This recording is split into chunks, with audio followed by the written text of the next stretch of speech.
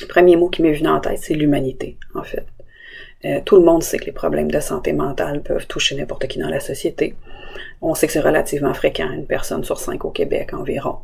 On parle de dépression, on parle d'anxiété, on parle d'enjeux de consommation. On parle pas assez des gens, de Stéphane, de Marie-Ève, de Justine, de Thomas, de Zacharie. On parle pas assez de leur famille, de leurs proches. On parle pas assez de tout ce qu'ils ont accompli avant de tomber malade.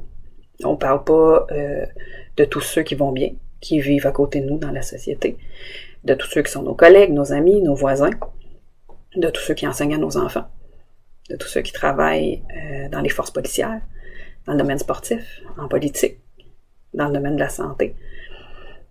On parle de ce qui fait vendre, on parle des gros titres, puis on oublie les nuances. On parle de gravité de délit, puis de retour précoce en communauté.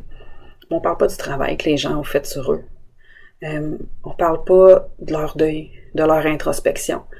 On parle pas de la grande détresse qui peut être associée au fait de revisiter son passé ou au fait de prendre conscience des gestes qu'on a posés.